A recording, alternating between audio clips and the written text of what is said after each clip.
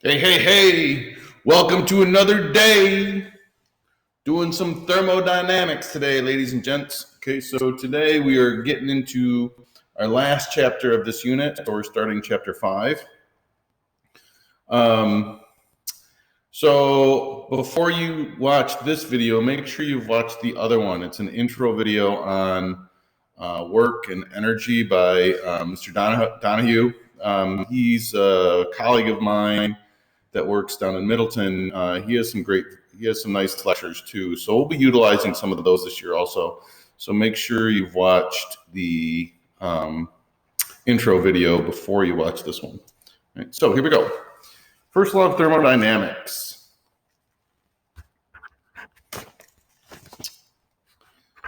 And this is going to sound familiar. Energy cannot be created or destroyed,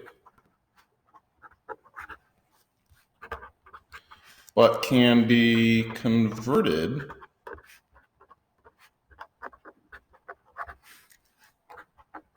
from one form to another. So we've talked about this before. So when we're talking about energy, okay, so we're talking about potential energy, kinetic energy, internal energy. So there's lots of different types of energy that we're talking, right? But that energy, we can't make more of it, and we can't destroy what we have. So we can only convert it from one form to another, which leads to this statement. This really means that the total energy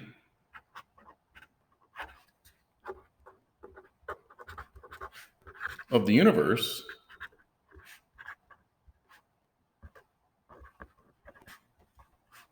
is a constant.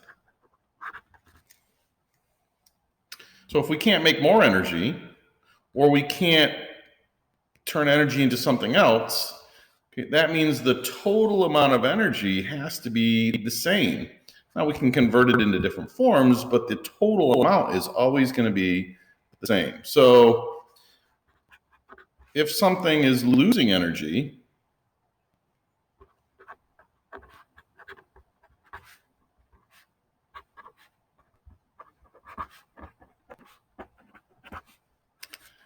that energy has to be going somewhere, so that means something else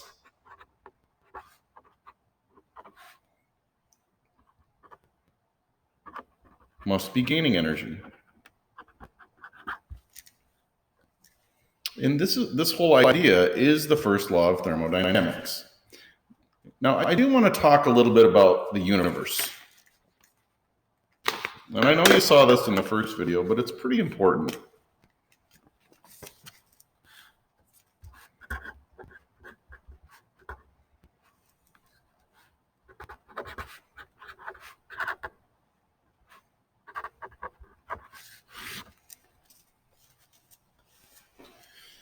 Right, so when we're talking about the universe, there are two parts to the universe, and we got the system. And the system is always the part of the universe we're studying.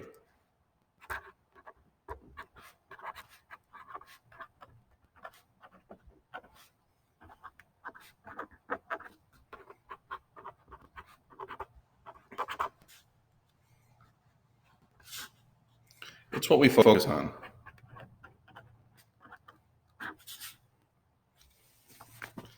So the system is what we're interested in. Then everything else is the surroundings.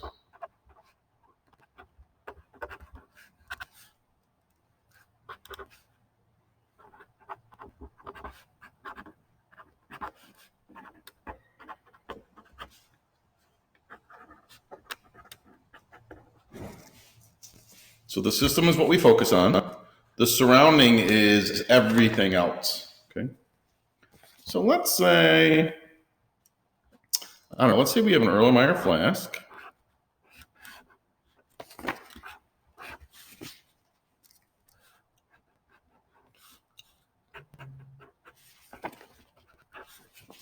Okay, let's say that this is HCl aqueous. And we're going to take some, I don't know, how about some zinc?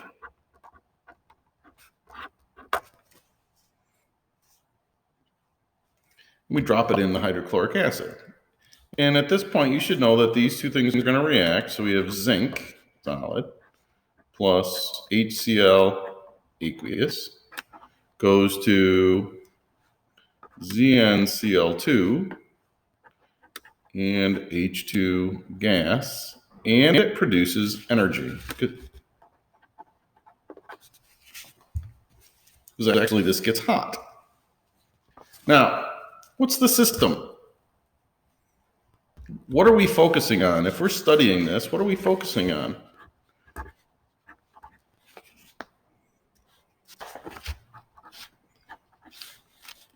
These four things, really five things, this is our system.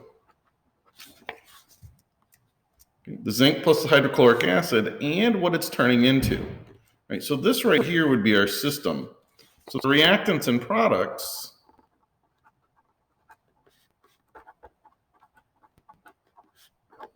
are the system. So what's the surroundings then?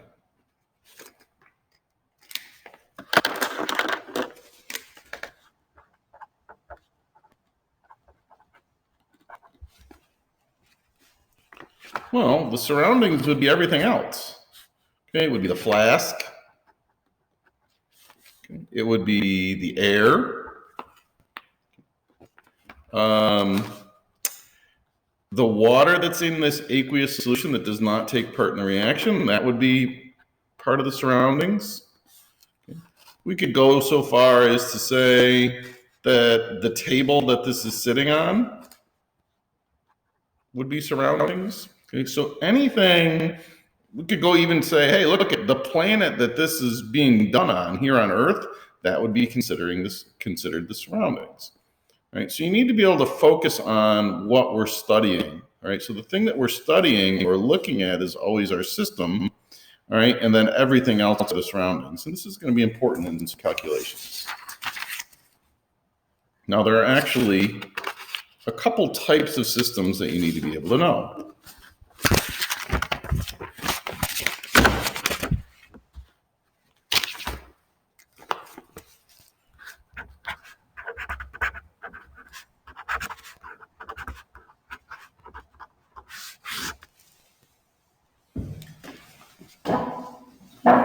The first system that we're going to talk about is an open system.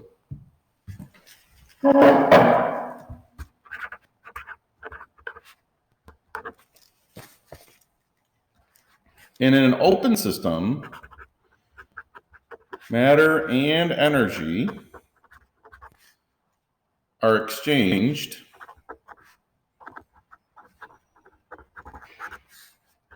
with the surroundings.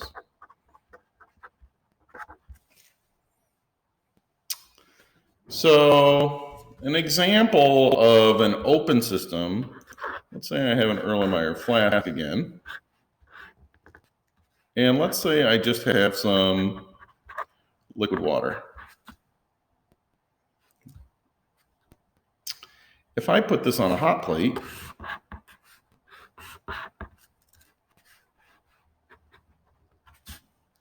turn it on, eventually this liquid water will start to boil.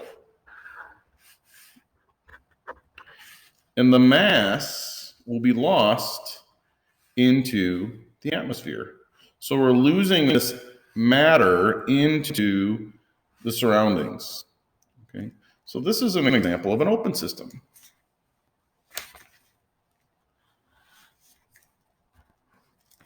What a closed system? What's a closed system?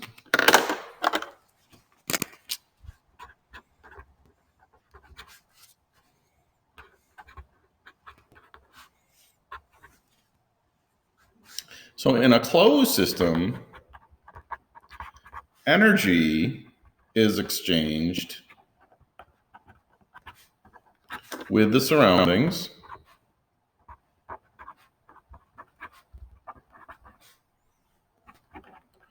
but not matter. In other words, no mass is lost to the surroundings.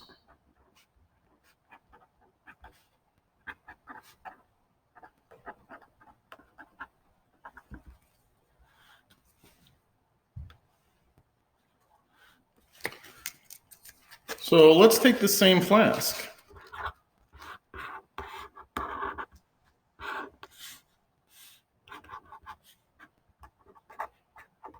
Put our water in there, except this time we cork it off.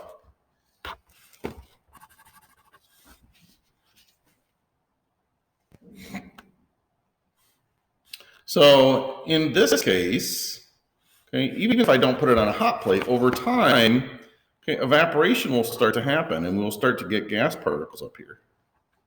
But the gas particles can't leave this time. They're stuck inside this container.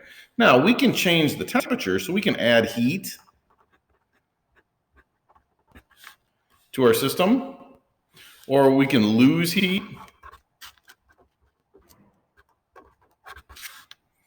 That's fine, but the matter inside of it can't change. So this is an example of a closed system.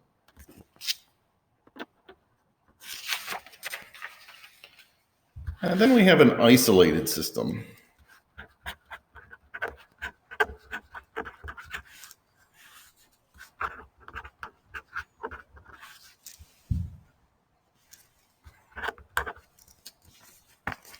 And in an isolated system, nothing is exchanged with the surroundings. Right, so neither mass or energy are lost or gained. Right, so an example of an isolated system is maybe a thermos. And it's actually not perfectly isolated, right? But that thermos is going to stop energy from entering or leaving, and it's also going to stop mass from entering and leaving. Okay, now this isn't perfect. Thermos is definitely not perfect. Okay, because it still loses a little bit of energy, but what it's doing is it's isolating that system so that no energy or mass is lost. Okay, so that's just an example of an isolated system.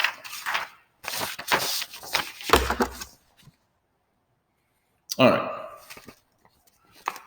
So let's get into what's called internal energy.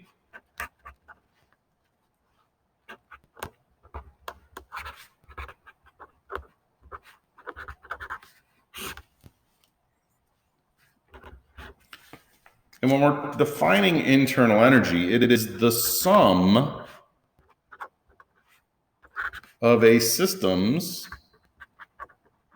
kinetic energy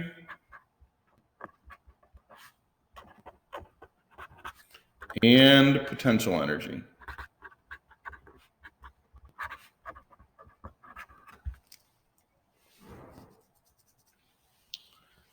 Okay, so if we took a substance's kinetic energy, its temperature, and its potential energy, and we added that together, that's what's called the system's internal energy. It's total energy. Now, this is a problem, really. It's a problem for us. And the reason internal energy is a problem for us is it's very difficult to measure.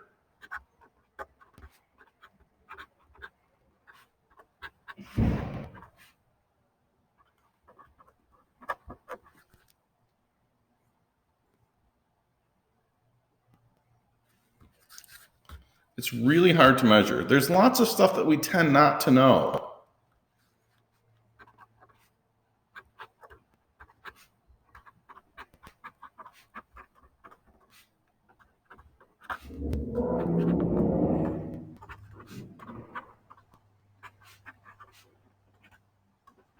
Okay, so we tend not to know a lot of stuff about the system.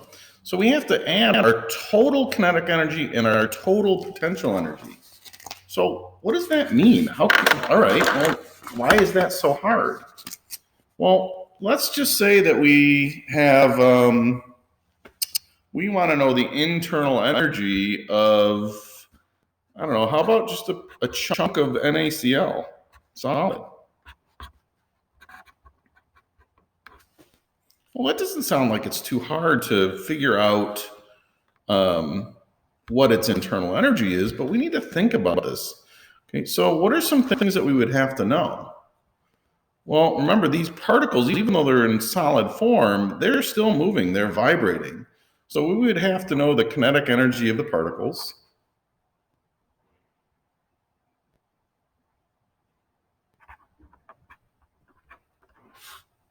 That wouldn't be so bad because we could get its temperature. Are there other things that are moving in here that we would have to take into account for? What electrons? Do electrons move? Do they have kinetic energy? And the answer is yes. Well, that's starting to get a little bit harder, right? So those have kinetic energy, right? What else would we have to know?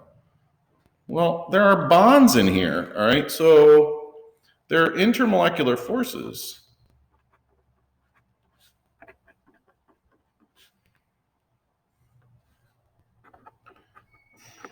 Between the molecules or atoms. These are storing energy. We would have to know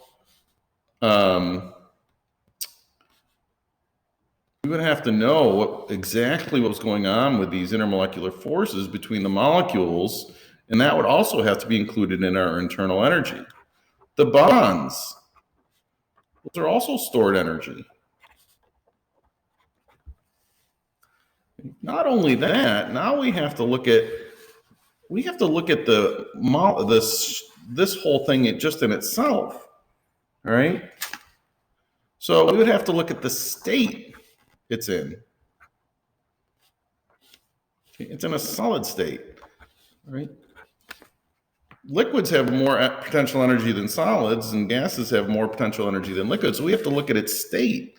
Okay, we would have to look at, is this on a table? What's its distance? What's its PE?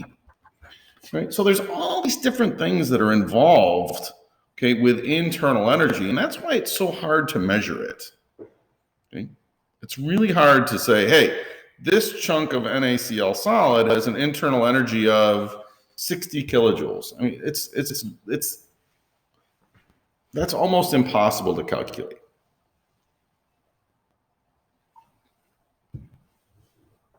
So what do we do with internal energy? And this is C. So when we're talking about internal energy, we're usually looking at the change in energy.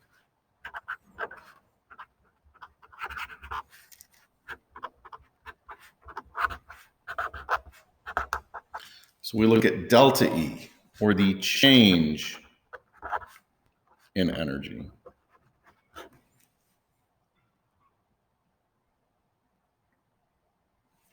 Now, when we're talking about delta E, there are three parts. There are three parts that you have to remember to use. You're going to have a number, like, I don't know. You're going to have a unit, and you're going to have a sign. Okay, so you might have like negative 3.6 joules.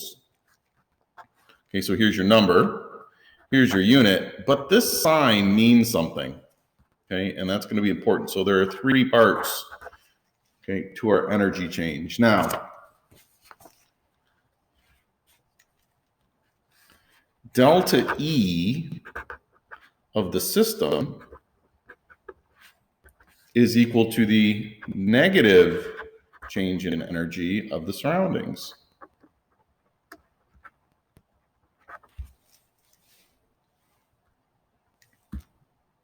So the change in energy of the system is equal to the negative change in energy of the surroundings. Now, which are we always focusing on? We always focus on the system.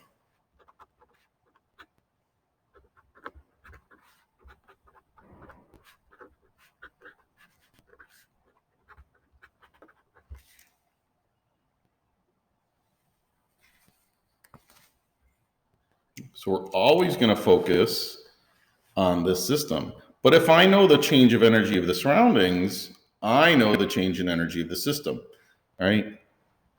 Because of this relationship.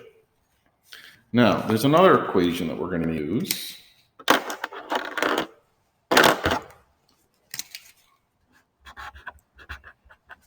Delta E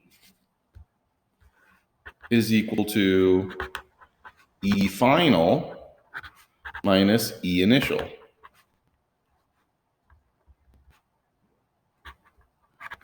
Final minus initial, final minus initial. Now, mathematically, if we look at this, if E final is greater than E initial, if this is a bigger number than this one, that means that delta E is positive.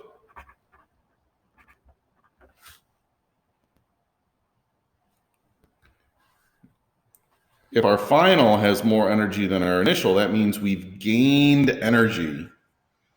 Okay, so energy has been absorbed from the surroundings.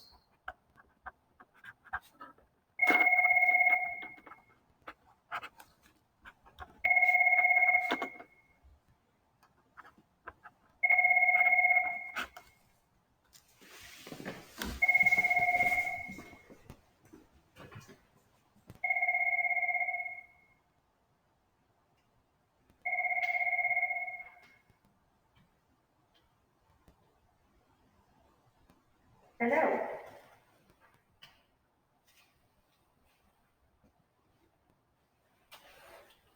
Hold on. Nope, I can't do it right now.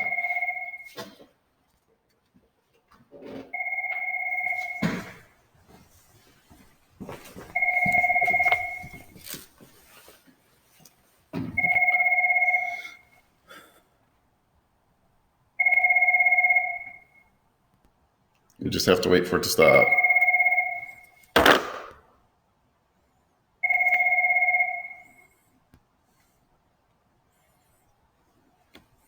All right.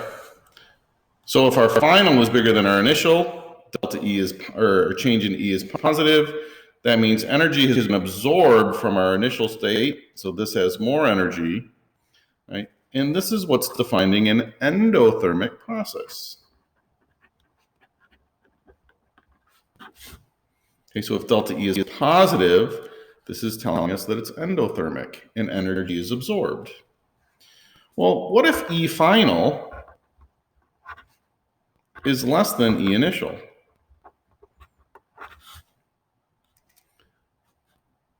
So this is less than this number. Well, when we do this math, delta E is negative.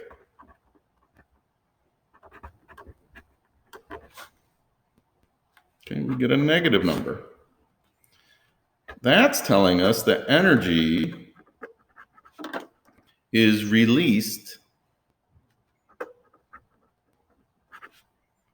to the surroundings.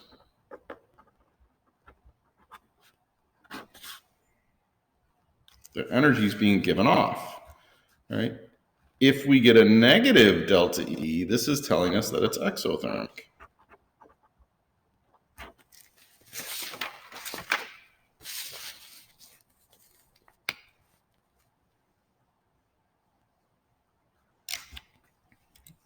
All right. So instead of looking at specifically the amount of internal energy that something has, we don't look at that. We usually look at the change of that internal energy, and that's what we can measure. Now, a system can actually exchange energy in two ways with its surroundings.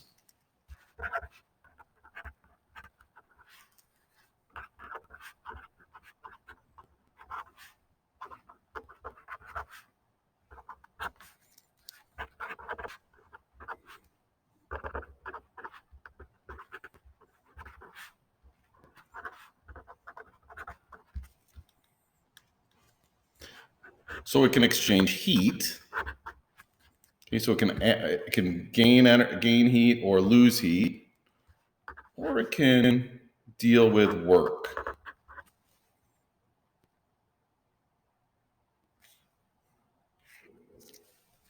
Okay.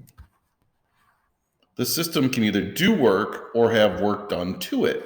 And that changes, or that's another example of an energy exchange. All right, so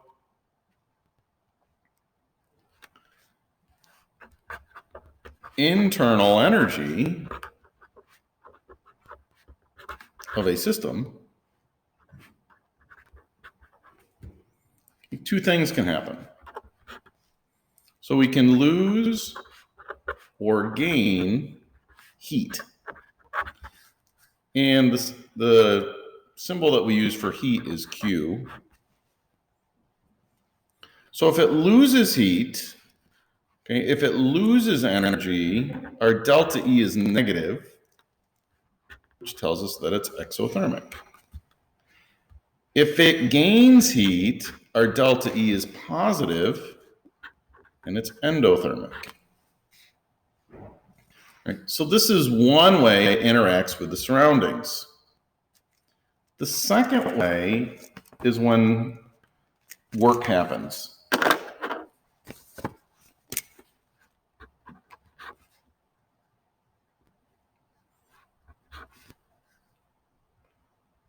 So when the system does work on the surroundings,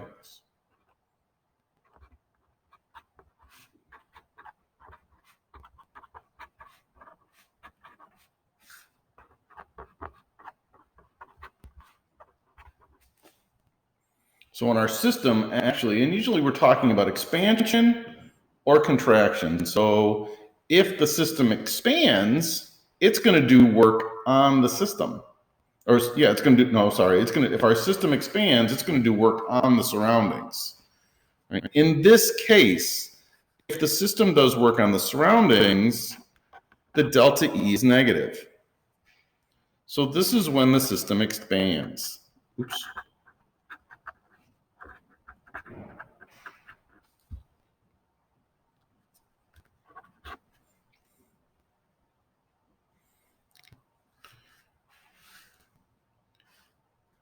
The second thing that can happen is when the surroundings do work on the system.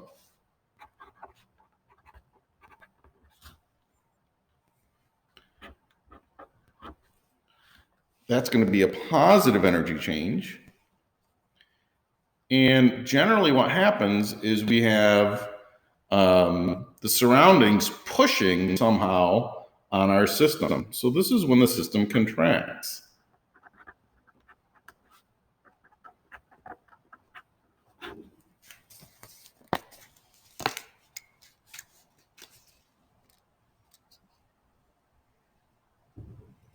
Now, let me see if I can explain this to you for a little bit. So let's say that I have, let's say that we have, let's go back to our zinc plus our HCl. Solid, aqueous. And let's say that we have a container, and this is a beaker. Right, here's our HCl, and we're going to put in our zinc solid right here. And as soon as we do it, we put up a piston right here. So there's no air in here. We put a piston. We know that these things are going to react, and it's going to produce H2 gas. What's that gas going to do? What's it going to do? Well, the H2 gas is going to push up on that piston. It's going to push this piston up. Now remember, the piston is surroundings. So this system that we're focusing on is going to expand. It's going to get bigger. All right. If the system expands, the system is doing work. It's forcing this piston up. All right. So work is being done to the piston.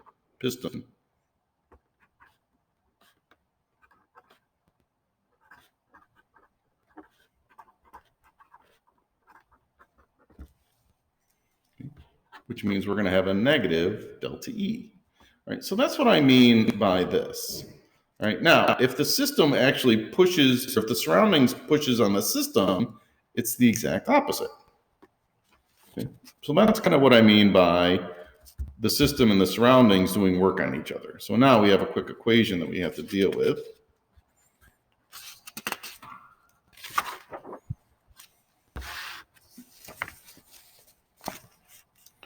Our change in energy is equal to Q plus W. So Q is our heat and W is our work.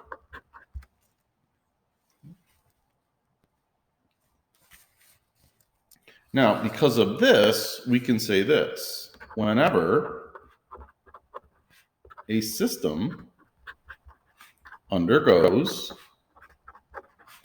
a chemical reaction or a physical change, our internal energy changes.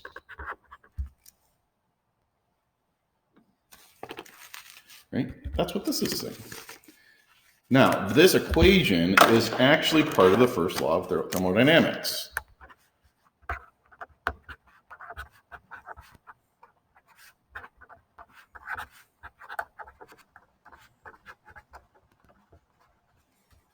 Our change in energy is equal to Q, the heat, okay, plus the work that it does. Now,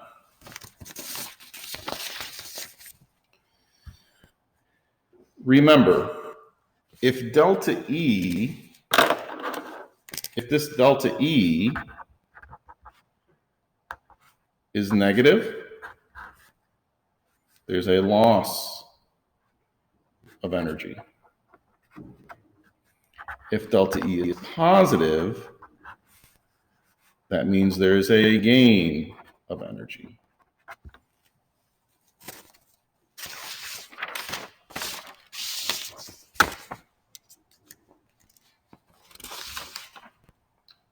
All right, let's try a couple problems. Calculate delta E for a gaseous reaction system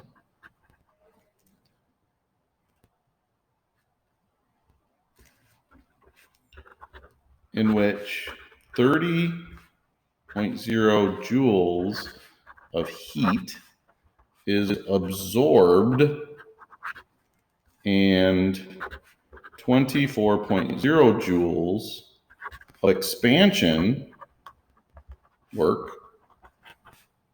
is done.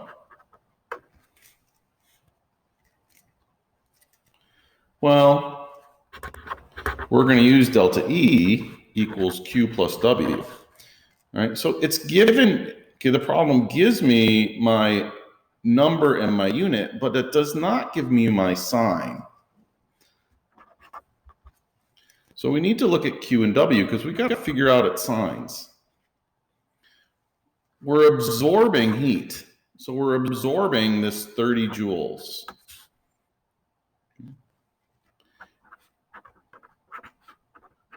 So the heat's absorbed. So that means this has to have a positive sign. Energy absorbed is positive. Now, the 24.0 joules of work, okay, so we're doing expansion work, which means the system is doing work.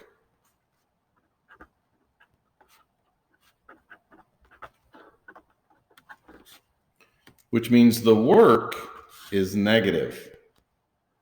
Okay. So you have to be able to figure out your sign of your Q and your W before you put it into your equation. Now, once we do that, okay, we have positive 30.0 joules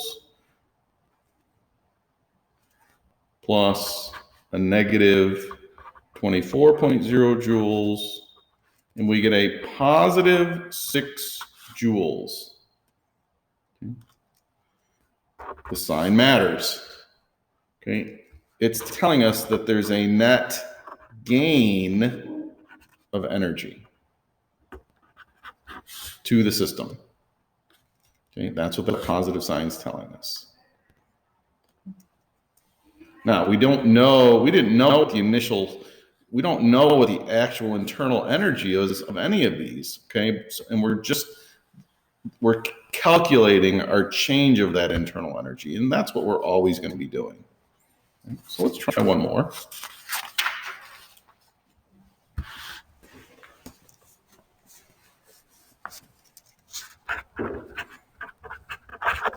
Calculate our change in energy of a chemical reaction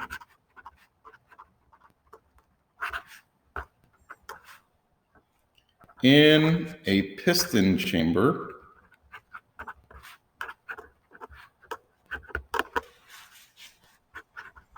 that gives off 500.0 joules of heat to its surroundings.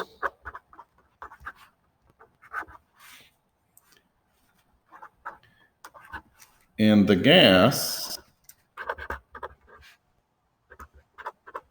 moves the piston upward and does 240.0 joules of work.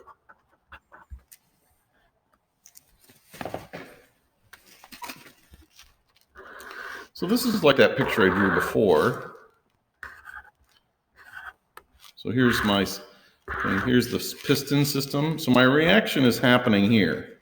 This is where my reaction happens. And this reaction is pushing that piston up. All right, so we know that we're going to use delta E equals Q plus W. But again, you have to know your sign of Q and W. So the heat is being released. So it's exothermic. So that means it's negative 500.0 joules. Okay. Work is again being done by the system. So that means it's a negative 240 joules.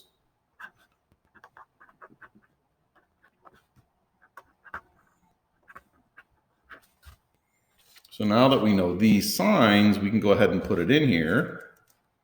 So we have a negative 500.0 joules plus a negative 240.0 joules. So we get a negative 740 joules, and that's telling us that energy is lost from the system.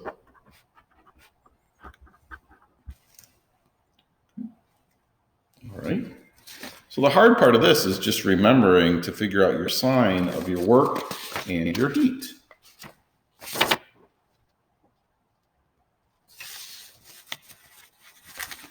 All right. Last thing we're going to deal with today is called state function. And we're just going to define it.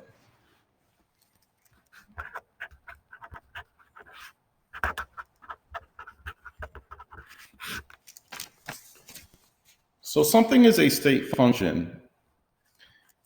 What it really is a property of a system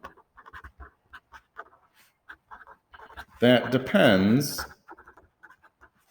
only on its condition or state.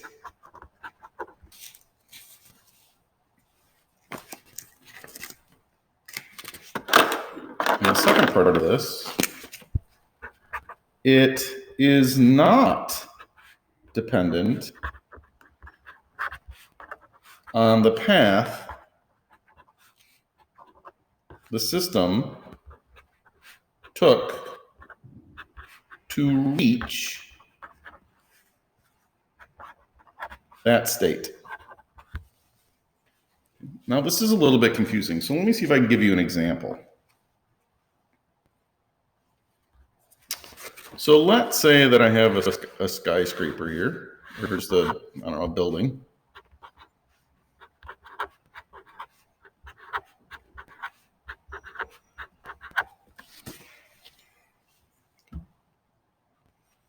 What are some ways that I could get to the top? Is there only one way to get to the top?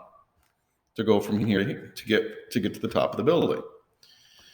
Well, there's lots of ways that I could get there, right? I could pull a Spider-Man and climb up the outside. I could go inside and climb up the stairs to the top, to the roof.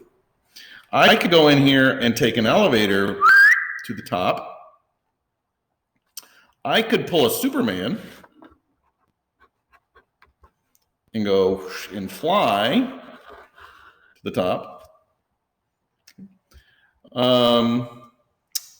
I could take a crane and have them lift me up here and put me on the top. So there are lots of ways to get from here. This is our change in altitude.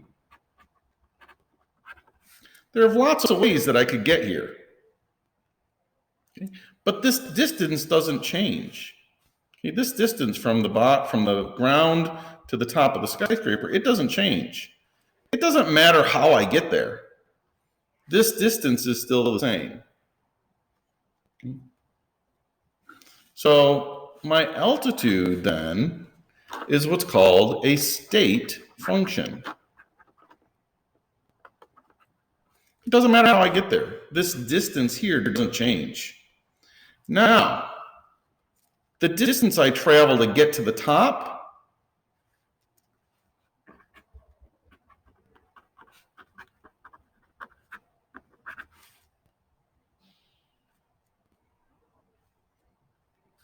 the distance I travel does change. Okay, so if I pull a Superman, I travel a lot further, okay, than if I just took the elevator. So that distance traveled is not a state function.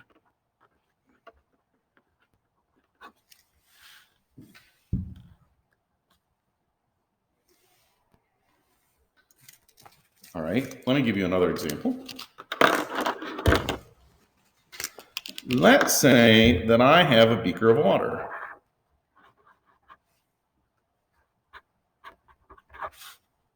And it's at 50 degrees Celsius. Okay, so here's our system.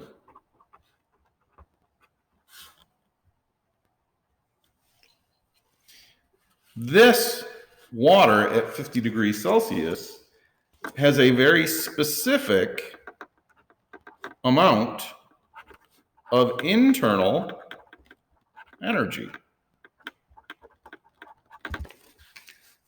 Again, it's hard to calculate. We really couldn't calculate it, all right? But at 50 degrees, this liquid water has a specific amount of internal energy. Well, how did that get to 50 degrees? Well, we could have started over here. Maybe this was at 20 degrees Celsius. We added heat and brought it up to 50 degrees Celsius. Or maybe we started at 80 degrees C,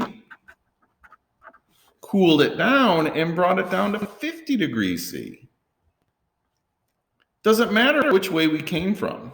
Does the internal energy change whether we came from 80 or from 20? No. Doesn't matter the pathway we got there. This internal energy is the same whether we came from 80 or came from 20. So this internal energy is another example of a state function.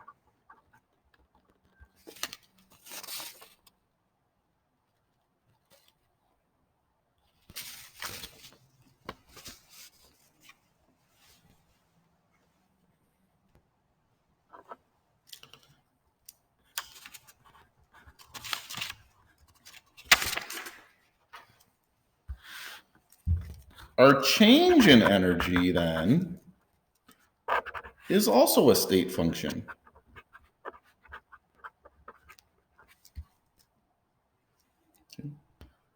So remember that E delta E equals Q plus W.